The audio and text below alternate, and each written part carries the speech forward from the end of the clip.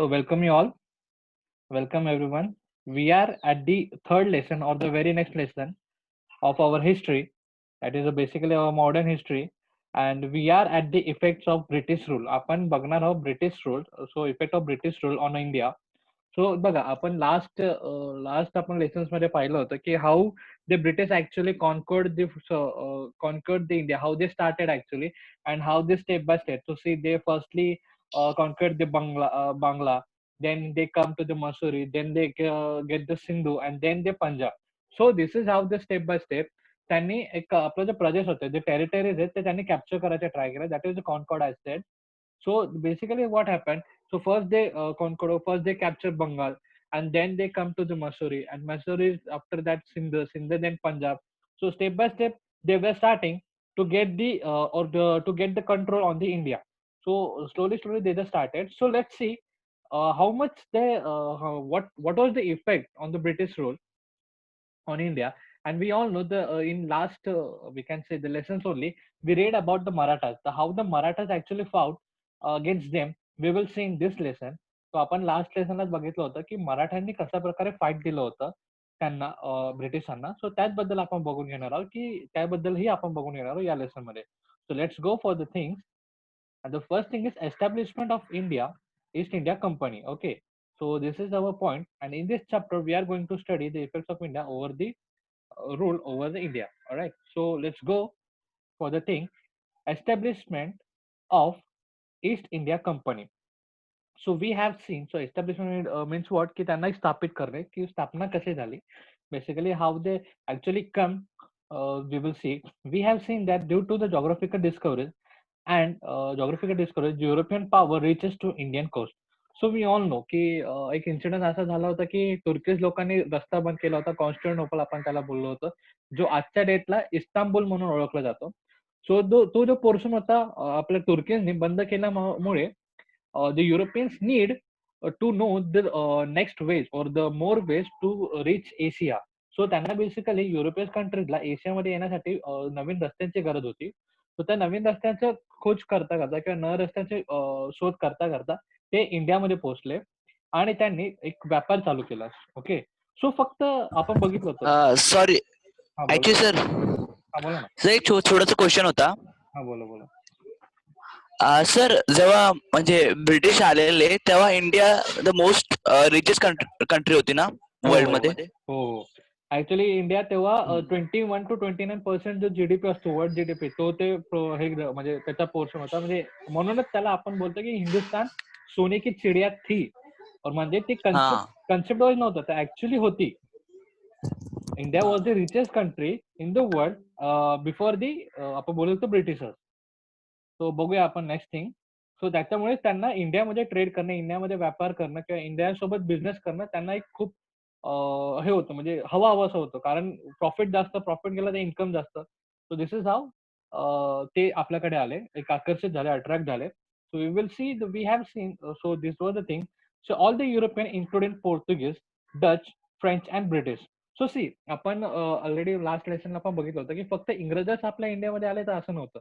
So पोर्तुगीज पण आले, French पण आले आणि डच पण आले. Okay, so this was the four we can say the Englishman who came in India, that is the Portuguese, Dutch, French, and Britishers, entered to the race of the capturing the Indian market, right? When the British came to India for trade purpose, the Portuguese had already settled here, and they gave the bitter resistance. Okay, resistance. Sorry, that is bitter resistance. So what does this mean? याचं meaning असं आहे की जेव्हा English म्हणजे British लोक आले, तर British लोकांचा आधीपासूनच पोर्तुगीज लोक होता. आपला माझ्या Vasco da Gama was the Portugal, right? He was the Portuguese. So त्यांनी काय केलं होतं की पोर्तुगीजचा जो बिझनेस होता तो ऑलरेडी बऱ्यापैकी सेटल झाला होता. अँड लेटर बऱ्यापैकी सेटल झाला होता. आणि जसे जसे म्हणजे इंग्रज आपला बोलतात वर्चस्व वाढवायची कोशिश करत होते, जसा ते आपलं डॉमिनेशन वाढवायची कोशिश करत होते ब्रिटिश लोक, तसा तसा त्यांनीही खूप आपण बोलू शकतो एक विरोध केला पोर्तुगीजनी. पण नंतर पोर्तुगीज आणि ब्रिटिशांनी स्वतःसोबत फ्रेंडली रिलेशनशिप ठेवून ते स्वतः म्हणजे हे दोघं मिळून एक डॉमिनेटिंग हे करायला लागले. म्हणजे एक बोलतात ना एक कॅप्चर करायला त्या दोघांनी एकत्रित करून येऊन सुरुवात केली. So see this is what they are saying. Later friendly relations develop between them. But to establish the dominating over India, the British had to face opposition from French, Dutch and local ruler. पण ह्याचाच अर्थ असं आहे, भलेही sorry आपण बोलू शकतो British आणि पोर्तुगीज दोघे एकत्र मिळून रूल करायला सुरुवात केली, म्हणजे ते व्यापार करायला सुरुवात केलं त्यांनी, व्यापार करायला सुरुवात केली. परंतु त्यांना फ्रेंच असो किंवा डच असो किंवा लोकल रुलर म्हणजेच आपले निजाम्स असावे. मसुरी ते आपण बघितलं होतं टिपू सुलतान. म्हणजे आपण एक एक्झाम्पल बघतो म्हणजे टिपू सुलतान नसतं बघितलं बरं सिंध प्रांत म्हणजे असे वेगवेगळे जे प्रांत होते, जसे मराठात झाले. तर ह्या लोकांकडून सुद्धा त्यांना विरोध तेवढाच आला जेवढा डच आणि फ्रेंचकडून आला. सो लेट्स सी आपण बघूया. जसं आपण बघितलं लास्ट लेसनमध्ये की how the Britishers conquered the territories of India. That is, first they conquered the territory of Bengal, then they come to the territory of Mysore, and then they captured the Sindh, and after that Bengal. So then, sorry, Bengal not Punjab. So then we will get to know. So how they beat the Marathas. So what happened? The Maratha आणि त्यांच्यामध्ये काय झालं ते आपण बघूया. So Mumbai was the main center to the British in the Western India, right? So we all know the Mumbai was the center कारण मुंबई एक best जागाही होती म्हणू शकता आणि तिथं तो व्यापार करणं इझिएस्ट होतं. कारण सुरत पण जवळ होतं, right? So that was the thing. ह्याच्यामुळे आपण बघू शकतो की ब्रिटिशचं एक आपण बोलू शकतो जॉग्राफिकली महत्व, डेव्हलपमेंट पण महत्व पण एक छान होतं. So this is the thing. So they were the trying to acquire the nearby territory but the Marathas had a strong hold over it. So त्यांना मुंबई तर त्यांच्याकडे होती, राईट? कारण मुंबईमध्ये ते बेसिकली रूल करत नव्हते. ते बेसिकली मुंबईवर फक्त व्यापार करत होते, राहत होते. सो हळू-हळू ते एक त्यांना काय वाटतं, की आपण या ठिकाणी आता आहोत. मुंबईमध्ये आहोत. तर आजूबाजूचा प्रदेश ते आपण वेळखून घेऊया. आजूबाजूचा प्रदेश हे आपण हळू आपल्याकडे म्हणजे आपल्या टेरिटरीजमध्ये जॉइन करूया. म्हणजे त्याच्यावरती राज्य करूया. म्हणून ते हळू जात होते. बट हळू आजूबाजूचा जो परिसर होता तो मराठ्याने परिपूर्ण म्हणजे त्यांचा स्ट्रॉंग होल्ड होता. मराठ्यांची पकड मजबूत होती आणि मराठ्यांनी खूप असं आपण बोलू शकतो, खूप आता प्रतिसाद म्हणजे आपण बोलू प्रतिसाद नाही बोलू आपण लढा आपण खूप दिला. So after the death of Peshwa Madhavrao, so his uncle Raghunath Rao approached to help from the British rule to his greed of Peshwaship, and this led to enter the British in Maratha politics. So या ह्याचं meaning तर काय होतं ते आपण बघूया. हे बघा, की जे माधवराव म्हणजे आपले जे पेशवा होते, पेशवा माधवराव यांच्या मृत्यूनंतर त्यांचे जे काका होते, त्यांचे जे अंकल होते, रघुनाथराव होते. त्यांना ब्रिटिशांनी एक आमिष दाखवलं, की आम्ही तुम्हाला पेशवा बनवू आणि त्या आमिषा थ्रू म्हणजे आमिष दाखवून ते आपल्या मराठा सरहद्दीमध्ये किंवा मराठी पॉलिटिक्समध्ये ते आले. ओके. सो दिस इज कारण आपल्याला माहिती आहे, की बंगालमध्ये पण आपण त्यांनी तसंच बघितलं, की त्यांनी काय केलं, की आमिष दाखवलं, आम्ही तुम्हाला नवाब बनवू आणि नवाब बनवल्यानंतर ते थोडंसं एक बोलतात ना, त्या टेरिटरीमध्ये घुसण्याचा ते प्रयत्न करतात. ते असंच आमिष दाखवून ते पुढे कसे आले ते आपण बघूया. So during the 1774 to 1818, three war were fought between the Marathas and British. So आपल्या मराठा आणि ब्रिटिशमध्ये 3 युद्ध झालेत. ओके. सो कसे-कसे झाले ते आपण बघूया. During the first war, the Marathas unitedly faced the British and hence proved the superior. So त्यांनी पहिला जो युद्ध झाला, पहिल्या युद्धामध्ये आपले ब्रिटिश हरले होते. ओके. ते सांगतात की during the first war the Marathas unitedly face the British and hence proved superior. Superior मध्ये त्यांनी आपली सुपेरियरिटी म्हणजे आपण आहोत बोलतो ना एक आम्ही आहोत किंवा अशा प्रकारचं त्यांनी एक हे दिला त्यांना भावना दिली, की एक म्हणजे ब्रिटिशांना विचार करायला लागला, की मराठा पण एक स्ट्राँग हे आहे, बोलतो ना एक ऑपोनंट आहे, की आपल्याला त्याच्यापासून आपल्याला धोका आहे म्हणून. So in 1782 with the treaty of Salbai, the first Anglo-Maratha war came to end. So basically पहिला जो एंड झाला, ओके, पहिला जो आपण बोलू शकतो वॉर झाला. तो वॉरमध्ये काय झालं, की त्यांच्यामध्ये हरले नाही गेले. ते ॲक्चुअली बेसिकली त्यांच्यामध्ये एक करार झाला. ज्याला आपण सलबाई करार असं म्हणतो. सलबाई करार आपण बघितलं तर ट्रिटी ऑफ सलबाई. सलबाई ही एक जागा आहे. ही एक जागा आहे ग्वाल्हेरमध्ये. ग्वाल्हेर इथं आपण बघूया तर उत्तर साइडला आपण जागा आहे. तुमचा एक टास्क असेल, की सलबाई ही जागा कुठे आहे ह्याचं तुम्ही एक आयडेंटिफाय करून घेणार. You have the task of today's. You have the today's task that is you have to find the Salbai where it is located. Okay and some basic information like तो कोणत्या डिस्ट्रिक्टमध्ये येतो किंवा फक्त आणि कोणत्या आपण बघूया स्टेटमध्ये येतो हे तुम्हाला एक फाइंड आउट करायचं आहे. तर सलबाई फाइंड आउट करायचं तुम्हाला, की what is this and where it is, तरी मी तुम्हाला एक हिंट देतो की दॅट इज इन ग्वालियर. एक अपसाईडला आहे, म्हणजे आपण बोलू शकतो उत्तर साईडला आहे, भारताच्या उत्तर साईडला. ओके. सो आपण बघूया subsidiary alliances alliances subsidiary alliances. So ह्याचा अर्थ काय हे आपण बघून घेऊया. सो इन 1798, सो इथं आपला जो मराठा फाईट आहे तो इथं एंड झाला. आता पुढे बघूया की त्याने पुढे काय काय चळवळ झाली आणि कशा प्रकारे दुसऱ्या आणि तिसऱ्या युद्धाकडे, मराठाच्या युद्धाकडे आपण वळलो, ते आपण बघूया. सो त्याच्यानंतर एक सबसिडियरी अलायन्सेस ही कन्सेप्ट आली, म्हणजे ही एक घटना घडली, आपण बघूया. सो त्या घटनेत काय झालं ते आपण बघूया. Sorry. In 1798, the Lord Wesley arrived in the India as the Governor General. So governor general हे पोस्ट आहे. ओके. हे पोस्ट आहे की जो बेसिकली सगळा कारभार बघतो. राइट. जसं आपण ओके, आपण बघू शकतो की आपण म्हणजे फॉर एक्झाम्पल आपण बघितलं की आपल्या एरियाचा सगळा कारभार बघणारा हा एक माणूस. अशा प्रकारे तो कारभार बघणारा तो गव्हर्नर जनरल होता. So his objective was to establish the British dominance all over the India. So त्याचा एक मेन मोटो जे बघा, आपलं बघितलं की त्याचा एक मेन मोटो एकच होता की आपल्याला इंडियामध्ये आपला एक डॉमिनेटिंग स्टेटस मिळवायचा, म्हणजे पुरा पुरा ऑल ओव्हर इंडियामध्ये आपल्याला हे करायचं, म्हणजे प्रखर राहायचं. So for this he sign the subsidiary alliances with many Indian ruler. So basically त्याच्यामध्ये त्यांनी एक करार केला. सो सबसिडियरी अलायन्सेस म्हणजे एक बोलू शकतो एक अलायन्स त्यांनी केली. अलायन्स बोलू शकतो म्हणजे एक युती. युती आपण त्याला बोलतो. तर युती सबसिडियरी अलायन्सेस म्हणजे लष्करी युती. लष्करी युती त्यांनी केली. तर ते युतीचा अर्थ आणि ते रूल्स वगैरे काय होतं ते आपण बघूया. According to this alliance, the Indian ruler were assured of British military help.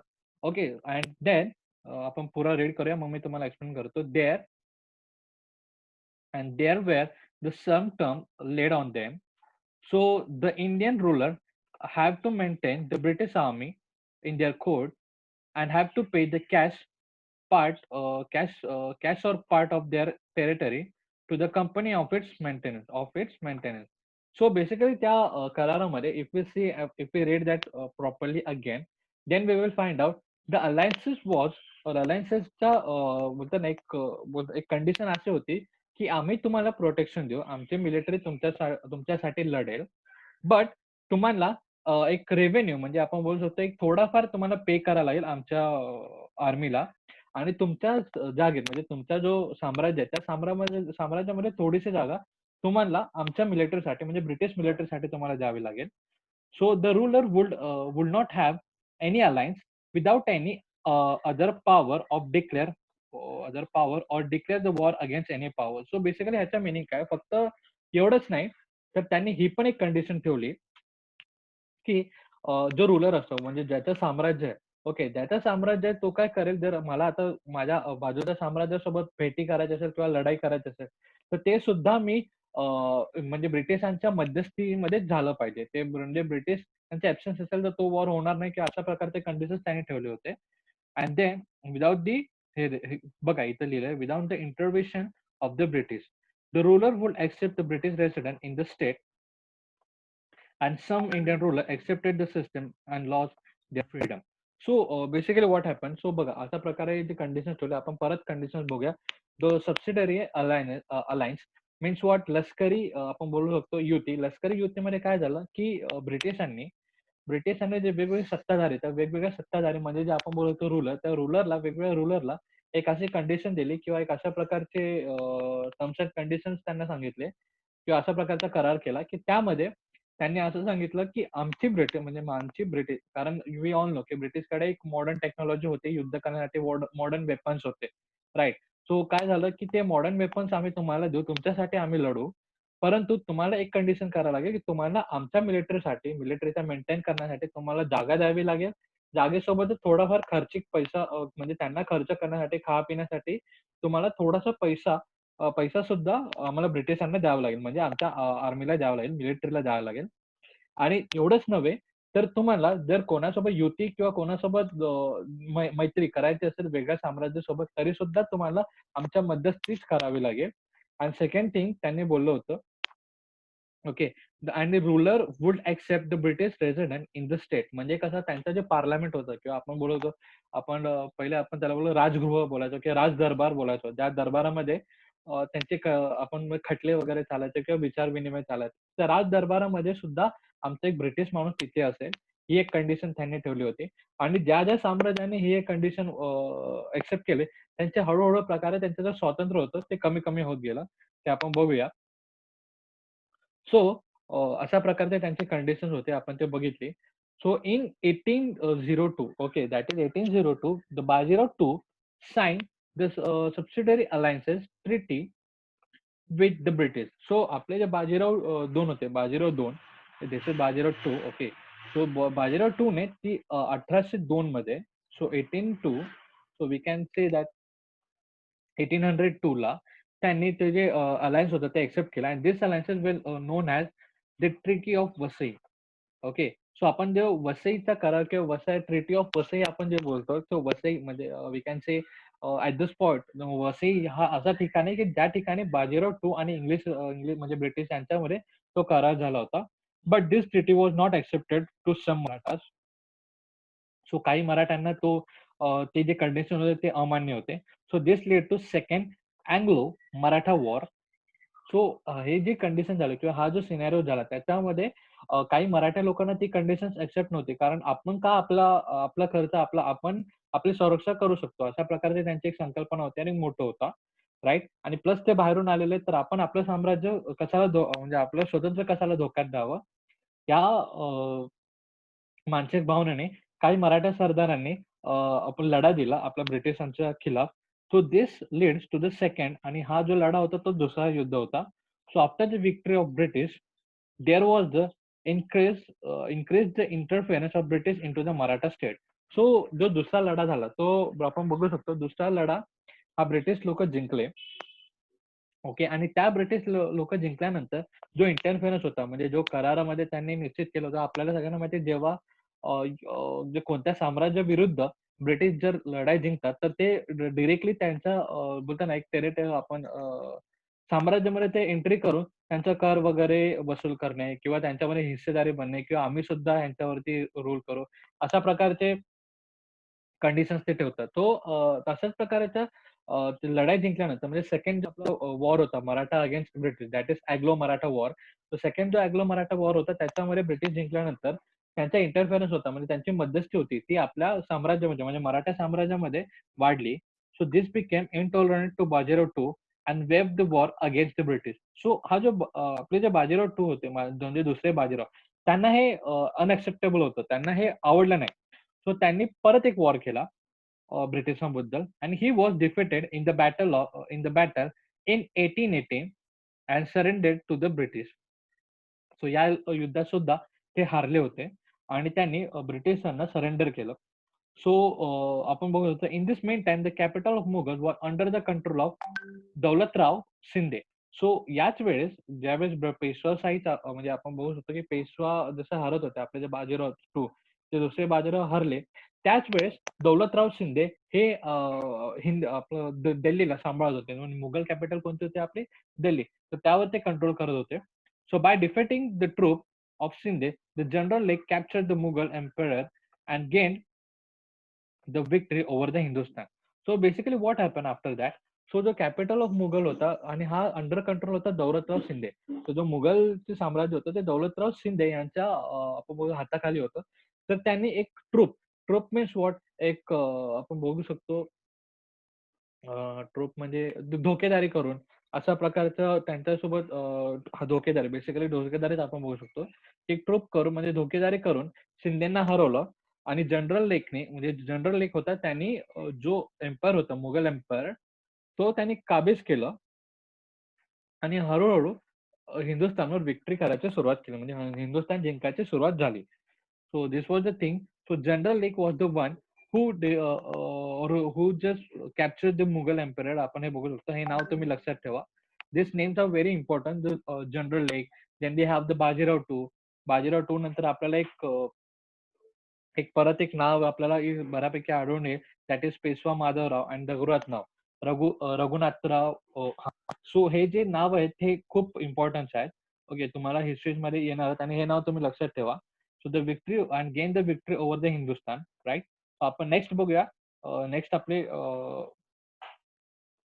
Personality कोण आहे ते आपण बघूया. The Chhatrapati Pratap Singh. So although the Peshwaship were come to end.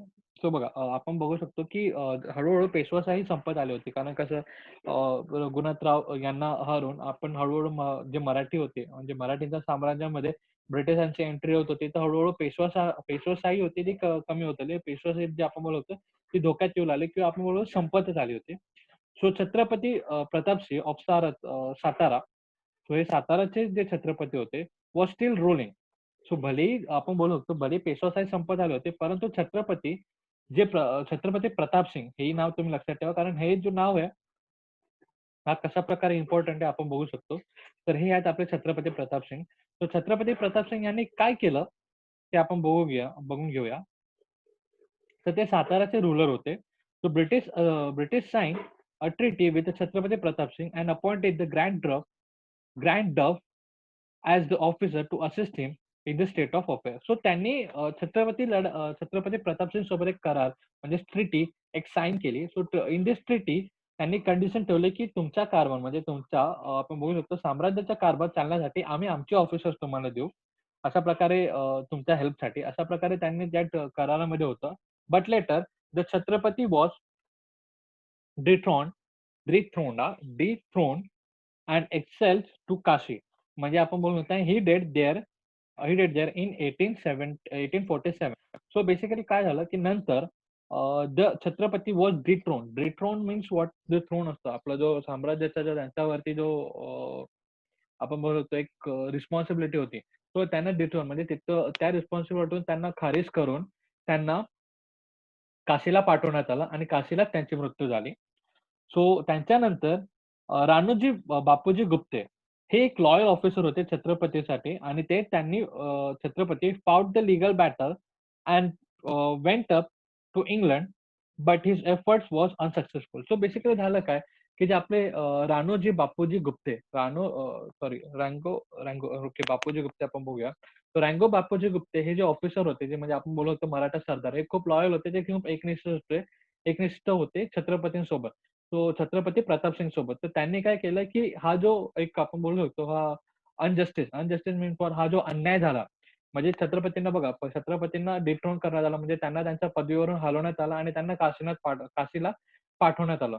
तर ही जी घटना झाली, तर या घटनेवरती एक स्वतःला न्याय मिळावा म्हणून किंवा छत्रपतींना न्याय मिळावा म्हणून ते आपले बापूजी गुप्ते होते. ते इंग्लंडच्या कोर्टापर्यंत सुद्धा गेले, पण त्यांच्या हाती काही वाटलं नाही. ते जे अनसक्सेसफुल म्हणजे त्यांचे जे एफर्ट होते ते अनसक्सेसफुल झाले म्हणजे त्यांना न्याय मिळाला नाही. Later Lord Dalhousie rejected the adoption policies and in 1848 the exile or annexed the state of Satara. So basically what they are saying ह्याच्यामध्ये ते असं म्हणतात आहे, की जे लॉर्ड दौलहसी आहे. लॉर्ड दौलहसी यांनी जो करार झाला होता सातारामध्ये आपण जे बघू शकतो सातारामध्ये छत्रपती प्रताप सिंग आणि इंग्रजांमध्ये जो करार झाला होता तो करार त्यांनी बेसिकली खारिज केला म्हणजे तो रिजेक्ट केला, की की आता आम्ही तुम्हाला ऑफिसर देणार नाही कारभार चालवण्यासाठी. आता आम्हीच तुमचा कारभार चालवू. म्हणजे त्यांनी एक परत आपण बघू शकतो, की अशा प्रकारे सातारा पण त्यांनी कॅप्चर करून घेतला. राइट. सो हा अशी घटना झाली. तर अशा घटनेमध्ये आपल्याला परत एक दिसतंय, की प्रताप सिंग होते. प्रताप सिंगने करार तर केला, पण त्या करारामध्ये काय झालं होतं, त्या करारामध्ये फक्त वी कॅन सी दॅट त्या करारामध्ये सॉरी त्या आपण बघू शकतो त्या करारामध्ये त्यांनी काय केलं होतं, ते म्हणाले होते, की आम्ही तुम्हाला ऑफिसर देऊ म्हणजे ब्रिटिशांचे ऑफिसर फक्त मदतीसाठी असतील, बाकी काही नाही. पण नंतर काही काळानंतर प्रताप सिंगला आपल्या छत्रपती या पदवीवरून काढून त्यांना काशीला पाठवण्यात आलं आणि काशीमध्येच त्यांचा मृत्यू झाला. तर ही जी घटना झाली त्याचं एक अनजस्टिस होतं, राइट? अनजस्टिस म्हणजे बोलतो ना, एक अन्यायकारक घटना होती. त्या अन्यायकारक घटनेला आपण बोलतो फाईट करण्यासाठी बापूजी गुप्ते यांनी बापूजी गुप्ते यांनी इंग्लिशच्या म्हणजे आपण बोलतो इंग्लंडच्या कोर्टापर्यंत सुद्धा गेले होते, पण त्यांच्या हाती काही निष्कर्ष लागला नाही. सो नंतर लॉर्ड दहोसी हा जो एक मनुष्य आहे, लॉर्ड दहोसीने काय केलं, त्यांनी ते जो करार झाला होता, साताऱ्यातले जे छत्रपती आणि इंग्रजांमध्ये जो करार झाला होता, त्याला अमान्य करून सातारा जो स्टेट आहे, सातारा जी आपण बोलतो जागा आहे आणि साताराचं साम्राज्य त्यांनी आपल्या हस्ते करून घेतलं. Right. So this is the thing, this is how they capture the Satara. आणि पुढे बघूया की छत्रपती प्रताप सिंग यांनी काय काय केलं आणि कसे कसे त्यांचे कामं होते. So see the Chhatrapati Pratap Singh made the provision of water to the city by building a water tank on the back of Yavateshwar temple and Madhara in Satara. So Yavateshwar and Madhara temple आपण जे बघू शकतो सातारामध्ये आहे. त्या साताराच्या मागे जो त्यांनी एक रस्ता बनवला होता, म्हणजे बेसिकली टँक बनवला होता. त्या टँकमधून पाणी, म्हणजे आपण बोलू शकतो तलाव बनवला होता. पाण्याचा तलाव बनवला होता. त्या तलावाचं पाणी त्यांना आपण बघू शकतो म्हणजे दुष्काळ वगैरे त्यावेळेस उपयोगी व्हावं म्हणून यासाठी त्यांनी बनवला होता. सो बेसिकली प्लस आपण बघूया road were build in the city, म्हणजे त्यांचे जे शहर होते त्यांना त्यात त्यांनी रोड्स बनवले होते. Then trees were planted on the both side of the road. फक्त त्यांनी रस्तेच बांधले नव्हते, तर त्यांनी प्लांटेशन पण केलं होतं छानपैकी.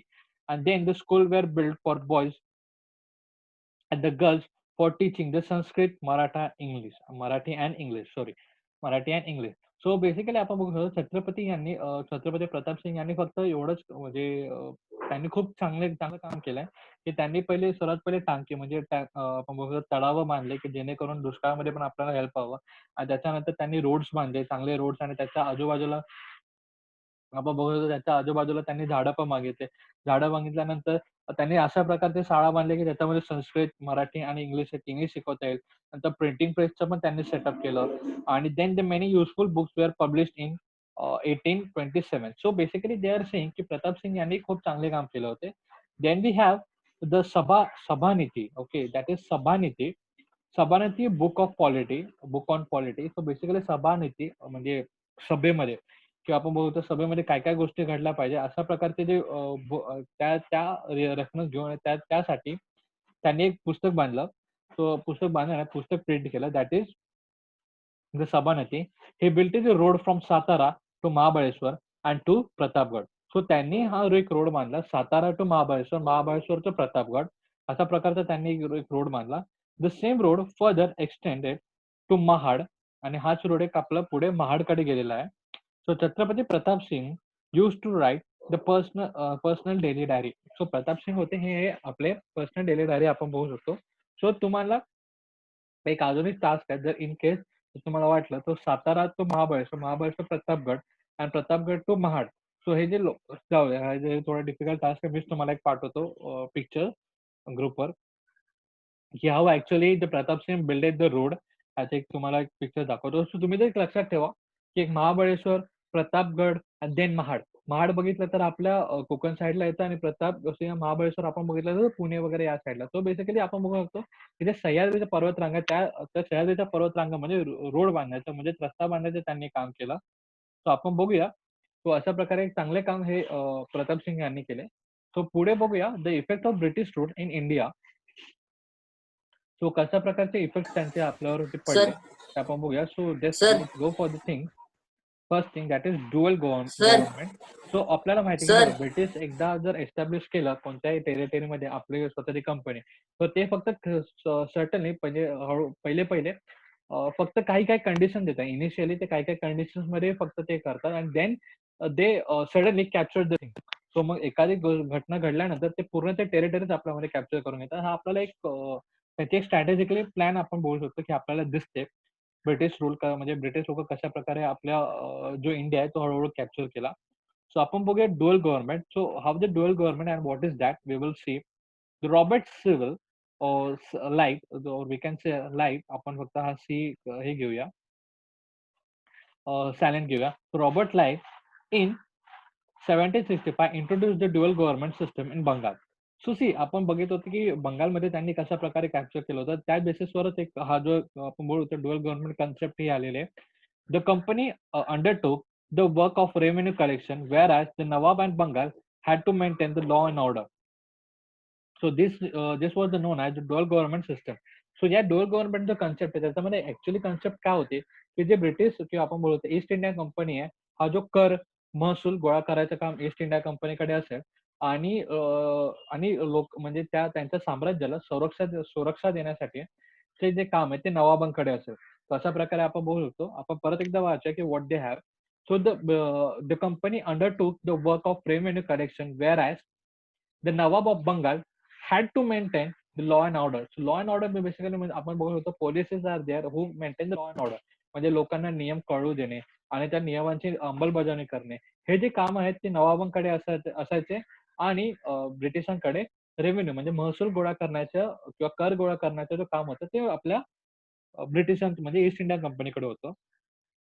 सो ह्याचं जे ह्या जो आपण ह्या कन्सेप्टचा किंवा ही जी आपण बोलतो दूरगामी कन्सेप्ट किंवा ही जी कन्सेप्ट आपल्याला सगळ्यांना माहिती आहे, ही एक आपल्यासाठी फायदेसोबत नव्हती. बट ते this was a profitable, much more profitable for the Britishers और we can say the East India company. So आपण बघूया की त्याच्यामध्ये काय झालं. So the ill effect of dual government system could be seen after certain time. So certain time period म्हणजे थोड्याच वेळामध्ये आपल्याला त्या गोष्टी म्हणजे त्या जो ड्युअल गव्हर्नमेंटची जी संकल्पना आहे किंवा तो कन्सेप्ट आहे त्याबद्दलचे काही इल इफेक्ट्स मीन वॉट की एक दुर्गामी और बोलतो की like bad effects basically we can see the basic word the bad effect. The money in the form of taxes went into the pockets of the company officer. Monopoly of trade in India were given the East India Company, and hence the many traders companies in England आपण बघूया फुल हे in England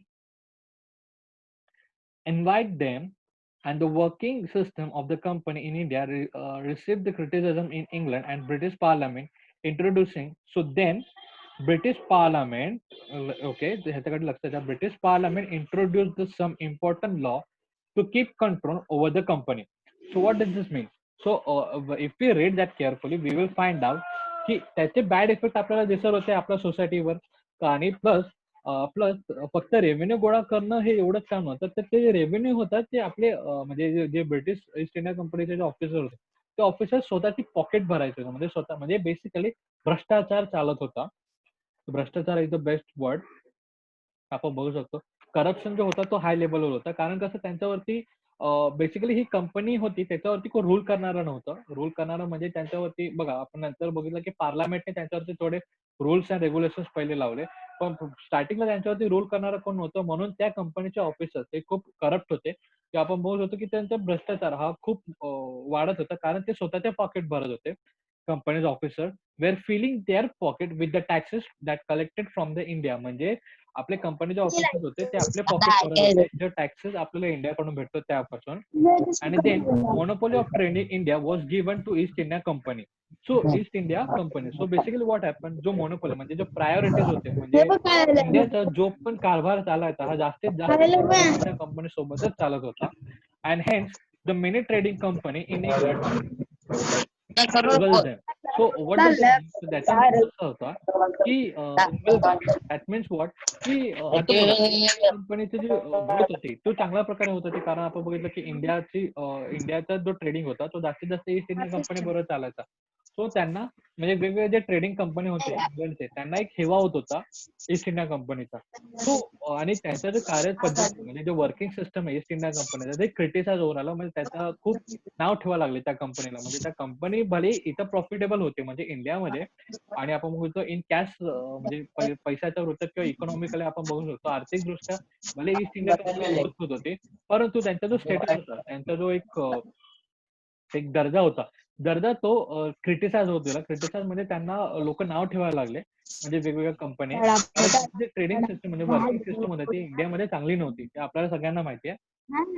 this is the thing. त्याच्यामुळे काय झालं British पार्लमेंटने काही control म्हणजे east India control ठेवण्यासाठी British पार्लमेंटने काही रूल्स आपण बोलू त्या कंपनीवर थोपले किंवा कंपनीवर काही रूल्स अवलंबन करण्यात आले. ते आपण बघूया नेक्स्ट लेक्चर मध्ये कोणते रूल्स होते. दिस इज द थिंग. आपण एक रीड करून घ्या आणि मी तुम्हाला हे करतो व्हॉट